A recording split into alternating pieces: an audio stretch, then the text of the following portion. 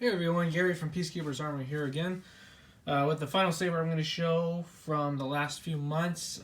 This one was one that I did show a lot of, I'll say, behind the scenes on a few months ago, and I finally just finished it up, adding the lathing out some, or I should say just machining some plungers for the switches. So this is a 89Sabers Fallen Order. This is the first gen version of it. I had Josh Rose do the weathering, which, as you can see, is pretty awesome. Got a lot. He did a really good job on getting the darker end over here and adding the wires, the frayed wiring, and some brass rods in there. Woo, flare. So, and then bending out and damaging the bottom of the pommel, which in the Gen 1 did not have any of that. It was a flat pommel. So he did his thing and made this look used and pretty much like the game.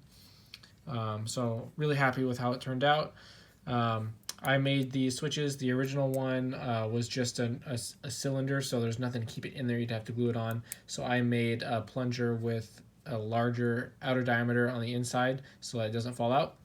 And then I made one for here as well. So, yeah.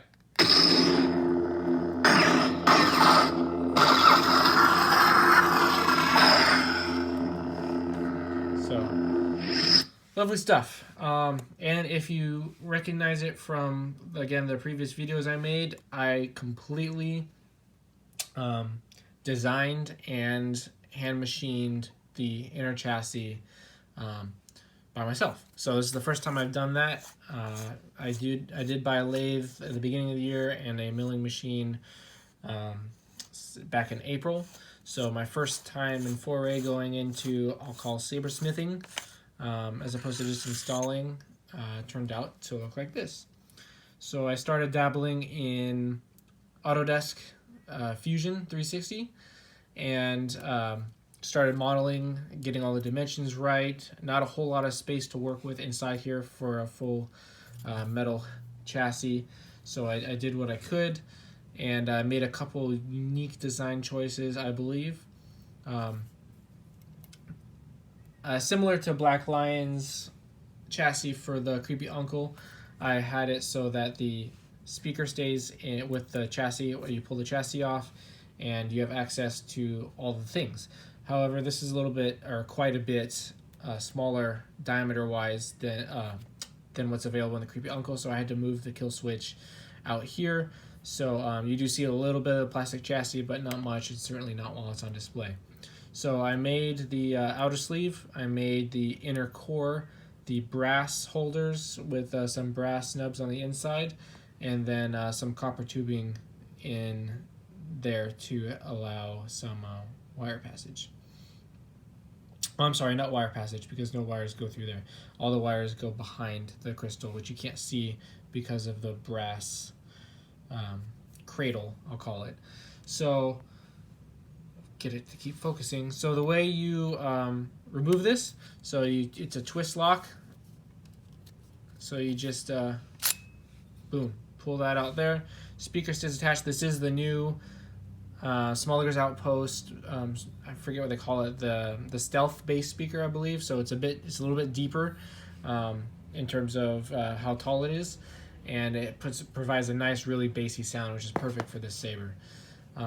So now you can kind of see more design in the chassis retention screw for the crystal, and then the access to the recharge port and the board itself and SD card. So I designed this for both the recharge port and as a removable battery. So if you're going to a con or something and you need to be able to swap out the battery, you will be able to do that, and I'll show you how in a second. But also for whatever reason, if you just want to recharge it while it's in the hilt, then you can do that. This is the 1.3mm recharge port. So to get to the actual battery, all you have to do is pull it out. I used the GX16 connectors. Took a little bit of working around to get everything to fit. Again, I really didn't have a lot of room. The connectors pretty much backed up all the way to the battery holder. And then I made and designed a 3D printed piece to sit in here to hold the switches. So the GX16 connector transfers the wires for the LED, for the NeoPixel LED, as well as both switches. So yeah. And you pull the battery out just like that. Not the best ribbon in the world, but it works and it does what it's supposed to. So boom, easy peasy. Now when you do put this all back together, this is for the owner because unfortunately this is not mine. Definitely put the sleeve on first. Since it is such a tight fit, if you try to put the sleeve on after it's connected back into here, then this doesn't always like to sit in there. It'll get trapped underneath the, make sure this isn't pulling. It'll get trapped underneath like right here and you won't be able to spin it without bending the metal, which you don't really want to do. So I weathered this part myself to kind of match it as close as I could to the outside. So that's nice. And then you just line up the center with the battery with that. And then, so the reason I did that was I have it set for detection, similar to my Blind Knight chassis. So technically you can pull this out and then it's going to have the calibration sound font on there for if you were to turn it on. However, there's no switches on here, and I was going to use gesture control so you could twist it and turn it on. I decided against that just because it is a little finicky still and it'll turn on and off when you don't want, and I can't make it not do that while it's plugged in. So I decided against doing that, but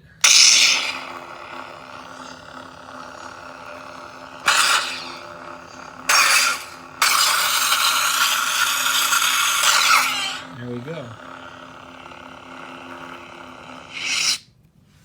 So that's that. Again, my first endeavor in making my own chassis from scratch, let alone a metal one. That I had not touched 3D modeling since high school, so it was nice to get back into that. And now I'm working on a personal project for a Blind Knight, which will be an all-metal chassis, so I look forward to sharing that with everyone.